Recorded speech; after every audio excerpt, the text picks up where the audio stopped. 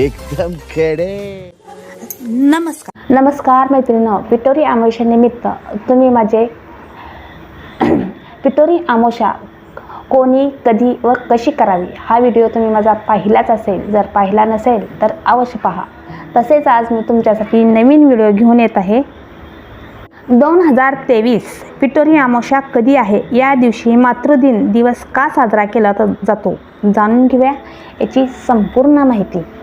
हिंदू पंचांगानुसार पिठोरी अमावस्या ही श्रावण महिन्यातील कृष्ण पक्षातील अमावस्याला ही पिठोरी अमावस्या येत असते. यालाच श्रावण अमावस्या किंवा पोळा अमावस्या असेही म्हटले जाते. तसेच या दिवशी बैलपोळा देखील हा सण साजरा केला जातो. तसेच पिठोरी अमावस्येला स्त्रिया आपल्या मुलांचे रक्षण करण्यासाठी उपवास करतात आणि संततीची इच्छा असणारे देखील या दिवशी व्रतपूजा करत असतात.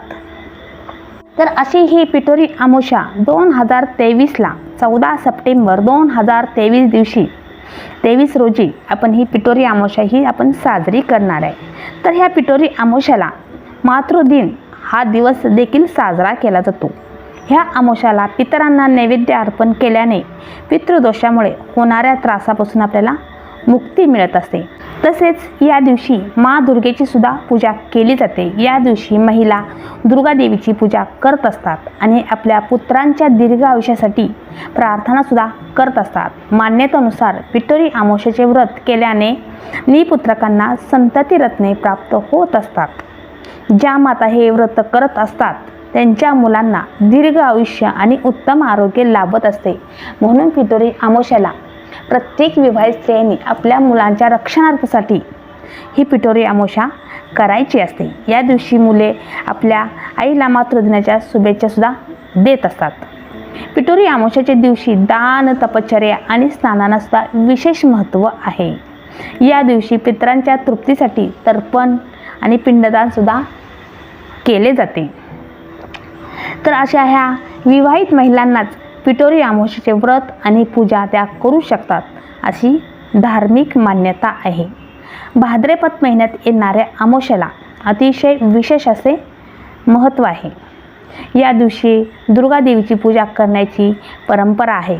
तसेच अनेक पिढ्यांचे पितरसुद्धा हे या दिवशी तृप्त होत असतात. तर ह्या पिठोरी अमावस्येला मातृदिन या दिवशी आपण पूजा कशी करायची ते आता आपण पाहूया. तर सुवासिनी स्त्रिया या दिवशी उपवास करून सायंकाळी स्नान करतात.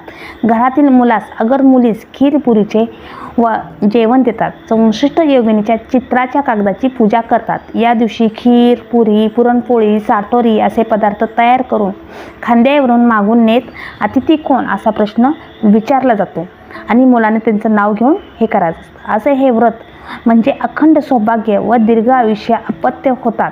पिठोरी अमावस्याला वंशवृद्धीसाठी ही पूजा करण्यात येतात. म्हणूनच या दिवसाला मातृदिन म्हणून हा दिवस आपण साजरा केला जातो. या दिवशी सायंकाळी 8 कलश स्थापित केले जातात. त्यावर पूर्ण पात्रे ठेवून ब्रह्मी, माहेश्वरी व इतर शक्तींची पूजा केली जाते. तांदूळाच्या राशीवर 64 योगिनींना आव्हान देऊन पिठाच्या मूर्ती तयार केल्या जातात. तसेच पिठाने तयार केलेल्या पदार्थांचा नैवेद्य या दिवशी दाखवला जातो. तसं या दिवशी सकाळी पवित्र नदीत स्नान करण्याची आपल्याकडे परंपरा आहे. परंतु असे शक्य नसल्यास पवित्र नदीचे पाणी आपल्या आंघोळीच्या पाण्यात मिसळून आपण स्नान करावे. अमावस्या तिथी पितरांची देखील असते. म्हणून या दिवशी पिंडदान, तर्पण हे देखील आपण या दिवशी आपण केले तरी चालते. तसेच गरिबांना आपण चपल्या, छत्री, शॉल इत्यादी वस्तू दान आपण करावे. तसेच या दिवशी 64 देवीची पूजा आराधना केली जाते आणि आपल्या कुटुंबाची आणि मुलांच्या समृद्धीची प्रार्थना त्यांच्या मातेने त्या दिवशी करावी.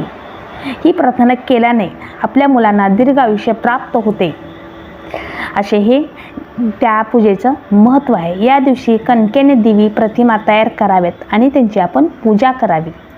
असे हे व्रत केल्याने देवी दुर्गेला योगिनी रूपात आपण अर्थात 64 योगिनीची पूजा केल्याचे आपल्याला भाग्य मिळते. एका चौरंग्यावर किंवा पाठावर आपण हे 64 योगिनीची आपण पूजा करावी आणि त्यांच्या पाठावर त्यांना दागिने घालायचे असल्यास बेसनाच्या पिठाचे दागिने तयार करावे. सवाष्णीचे दागिने तयार करून देवीला सजवावे.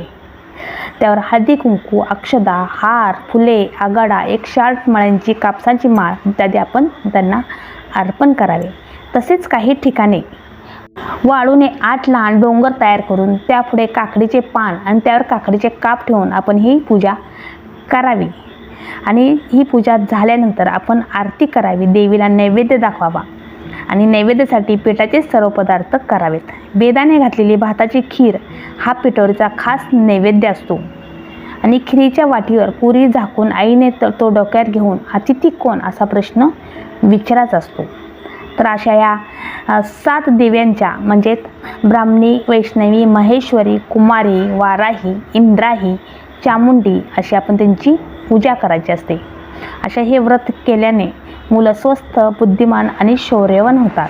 अशा हे पिठोरी अमावस्येचे उपवास केल्याने अपत्य प्राप्ती होते. ज्या माता हे व्रत करतात त्यांना त्यांच्या मुलांचे दीर्घ आयुष्य आणि उत्तम आरोग्य लाभते. या दिवशी स्त्रिया पिठाने देवी दुर्गासह संष्ट देवीची मूर्ती बनवतात आणि त्यांची पूजा करत असतात. तर अशा ह्या पिठोरी अमावस्येला ह्याची पूजा करावी आणि संतती प्राप्ती आणि दीर्घ आयुष्य प्राप्त व्हाव्यात अशी ही पूजा करावी. तर असा ही पिठोरी अमावस्येचा व्हिडिओ तुम्हाला कसा वाटला तो कमेंट बॉक्समध्ये मला नक्की सांगा. असेच नवीन व्हिडिओ पाहण्यासाठी तुम्ही माझ्या चॅनेलला सबस्क्राईब करा आणि व्हिडिओ लाईक करा. धन्यवाद, धन्यवाद, धन्यवाद.